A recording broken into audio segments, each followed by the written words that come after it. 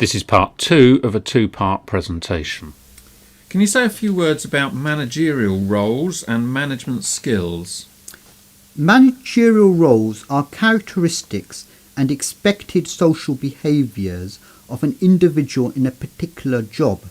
So Mintzberg identified several managerial roles in 3 categories, so interpersonal, informational and decisional roles. So the interpersonal roles of a manager are figurehead, leader, liaison. The informational roles of a manager are monitor, disseminator and spokesperson, and the decisional roles of a manager are entrepreneur, disturbance handler, resource allocator and negotiator. And the management skills approach is that a manager needs to have 3 types of skills: technical skills, human relations skills and conceptual skills. So the technical skills is the ability to understand how a job is done, what is needed and what is feasible. Human relations skills is the ability to be able to deal with people, liaise, negotiate and motivate. And conceptual skills is to be able to plan, take an overview and see how things in one area affect another. Thank you. What's the critical path method? The critical path method is used in project management, and the steps are things like define the individual activities, list them in the order they must be performed, create an activity diagram or flow chart showing each activity in relation to the others, and identify the critical path.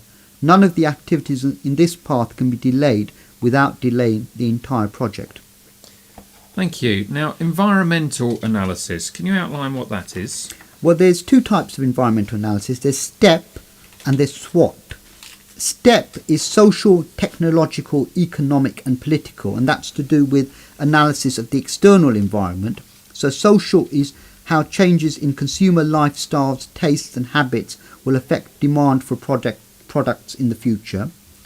Technological is improvements in technology affecting approaches to promotion and marketing and other changes in technology.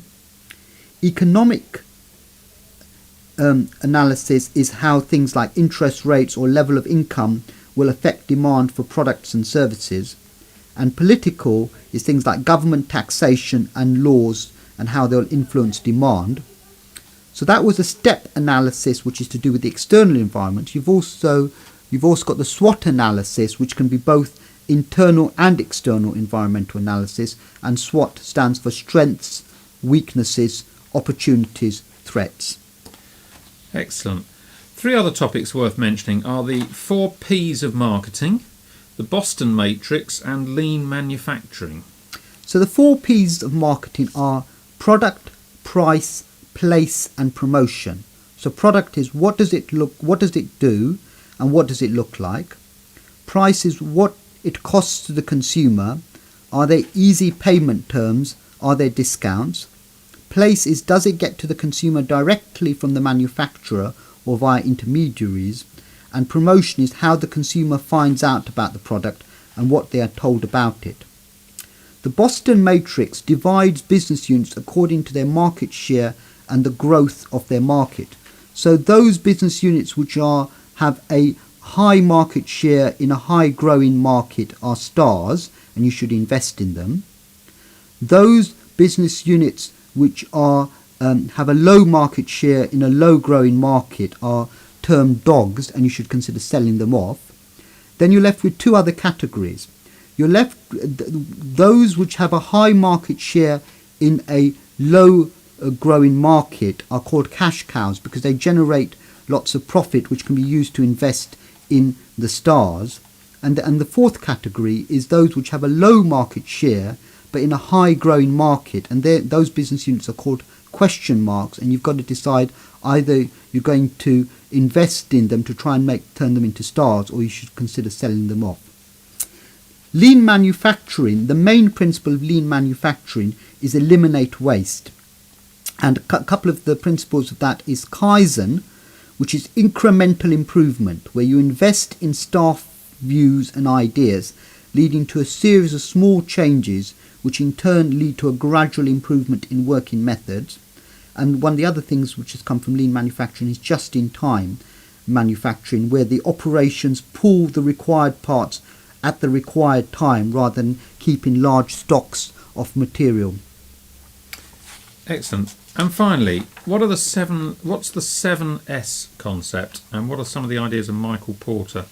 So the 7 S's is an idea from McKinsey, and what they say is there's 7 interdependent variables within an organisation. And some of these are soft variables like staff, style, skills and shared values. And some of these are hard variables like structure, strategy and systems. And what the concept with McKinsey is that to change an organisation, it's very common to just concentrate on the hard variables, but the soft variables are just as important. The staff, the style, the skills and the shared values are just as important as the hard variables. Michael Porter has written a great deal of very useful concepts about strategies. He says there's 3 generic strategies which people can have. One is cost leadership, based on lowest cost of production, based on large production and economies of scale. So where you make a product where it's the cheapest in the market, you make in large quantities, and therefore you make a profit that way. Another way is differentiation, which involves producing a product with unique attributes which customers will pay a premium price for. So you do something which customers really want and they're willing to pay more for. And the third generic strategy is focus strategy, concentrating on a narrow market segment to achieve either cost advantage or differentiation. And there's Porter's 5 force framework, which says that an industry is influenced by 5 competitive forces. 1. Barriers to entry, e.g. high startup costs of equipment, patents, distribution channels. 2. Buyers, their number and power. 3. Suppliers, their number and power. 4. Threat of substitutes, either willingness of customers to switch and how easy it is to switch. And the 5th competitive force which influences an industry is the degree of competition in the industry is dependent on factors like how standardized are the goods, are the fixed costs high, and the size of competitors. Thank you. So in conclusion, as you can see, there's a very large number of management theories. This podcast has just been a brief introduction to some of them, and you'll probably find it helpful in the future to learn about some of these theories in a lot more detail. Sunil and I would like to thank you for listening. We hope you'll listen to some of the other podcasts from the South Essex GP Training website.